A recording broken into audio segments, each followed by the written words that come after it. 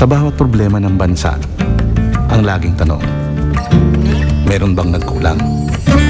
Sino bang nakinabang? Ang mga sagot, ating ilalarawan sa panibagong misyon ng Biyaheng Totoo. Sa huling pasada ng Biyaheng Totoo sa taong ito, tinungo ng GMA News ang lalawigan ng Benguet na hanggang ngayon kulang pa rin sa maayos na kalsada. Ang masaklap pa, ang kakarampot na nga lang na pundo. Nakurakot pa raw? Yan ang Biyaheng Totoo ni Emil Sumangil.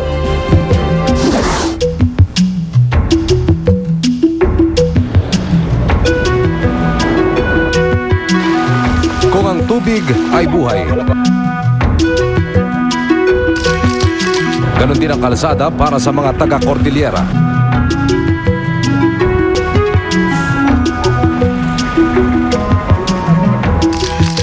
Ang kalsada nagdadala sa mga bata sa eskwela, ng mga may sakit sa ospital, ng mga tao sa trabaho, ng mga materyales sa mga proyekto, ng mga tulong sa mga nangangailangan, at ng mga produkto sa merkado. Ang santambak na sayote galing sa taniman ng pamilya Page hindi magiging pera pag di napaabot ng sariwa sa palengke. Pero sa sobrang sama ng kalsada, isang beses lang sa isang linggo kung bumiyahe patungo at paluwas sa kanilang barangay ang mga pampublikong sasakyan. Kaya si Estela, tinatiyaga na lang ang pagdadala ng mga gulay sa palengke. Kasi pag hindi mo naman ibenta yung gulay, masisira din. Wala sa likod. Parang mahirap talaga Napakabigat. At kung hindi ka sanay, malamang sa mabalda ka ng maaga. Sa buong Benguet, 5% pa ng mga barangay ang gaya ng Wangal. Mahirap puntahan at lisanin dahil sa kawalan ng maayos na kalsada. Kung ilalatag nga ang lahat ng kalsada sa probinsya, kalahati lang nito ang sementado. Pinakamababang porsyento sa buong Cordillera. Di na tuloy nakapagtataka na sa buong rehiyon, pinakamarami ang mga taong naghihirap sa Benguet. Naging tanyag ang Benguet Province dahil sa klima at mga tourist spots sa Baguio City. Pero dito sa mga bulubunduking barangay ng La Trinidad, tila ba sumasalamin ang kabilang muka ng probinsya? 85% ng mga gulay na isinusuplay sa Luzon ay dito nanggagaling. Pero ang sitwasyon at ang kaunlaran, tila ba nananatiling suntok sa buwan?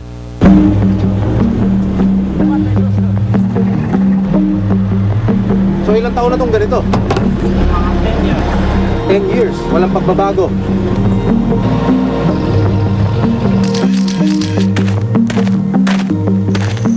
Si Antoinette, naalala pa ang sinapit na hirap ng mga anak siya noong 1 taon.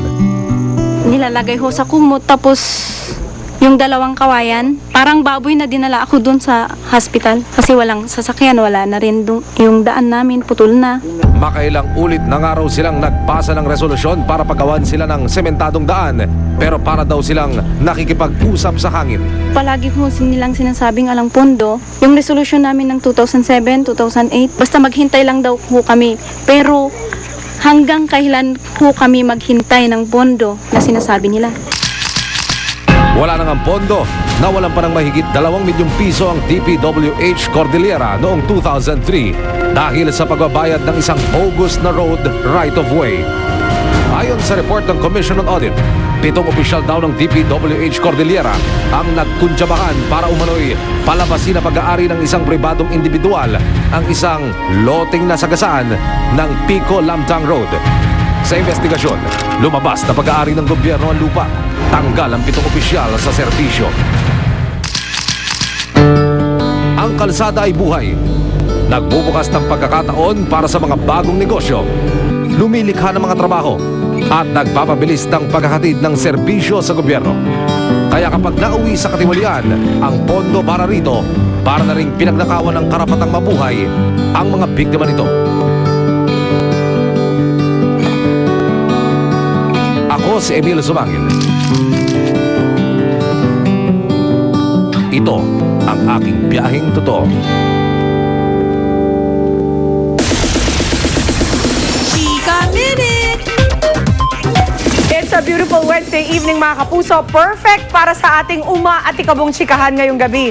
Solen Yusuf nahihirapan daw mag-isip ng ireregalo kay Richard Gutierrez. Pero tiniyak na gagawan niya ng painting ang aktor. At Chris Aquino at James Yap, friends na raw after nilang maghiwalay. Magkasama nga ba sila sa Noche Buena? Huwag bibitiw mga kapuso, tutok lang. Mike? Salamat Pia. Mga kapuso, gabi-gabi nating napapanood dito sa GMA ang matitinding pagsubok sa Puso ng Paskong Artista Challenge. Pero higit po sa mga pamilyang tinutulungan ng programa na yan, may isa pong manonood na nabigyan din na maagang pamasko ang muling makapiling niya ang kanyang pamilya. Panuorin po natin itong pagtutok na ito ni Claire Delfin. Ang episode na ito ng Puso ng Pasko Artista Challenge na napanood ng 15 taong gulang na si Renmay Codera ang naging instrumento upang matunton ng mandaluyong social welfare ang kanyang pinanggalingan. Isang taon nang nasa pangangalaga ng mga social worker si Renmay mula nang matagpuan siyang pag-alagala sa Mandaluyong. Isinama raw siyang lumabas ng isang kapitbahay noon pero bigla raw siyang iniwan. Pipi at bingi si Renmay. Grade 1 lang ang kanyang natapos, kaya hirap daw ang mga social worker na makakuha ng impormasyon sa kanyang pagkatao. Isang malaking blessing yung inyong programa. Last time nung nanood siya, nakita niya nga yung kanyang mga relatives sa San Mateo. Nandun sa TV, naka-feature. Kaya tuwan-tuwa siya nun. Walang inaksayang panahon, tumulak na si Renmay kasama ang GMA News papuntang San Mateo, Rizal. Habang binabaybay ang daan, biglang napasigaw si Renmay. Naalala niya ang lugar. Ito, budget lane. Tagal na to. Alam na niya to. Ditala siya sa munisipyo ng San Mateo kung saan ilang saglit pa'y dumating na ang kanyang kinatsahin.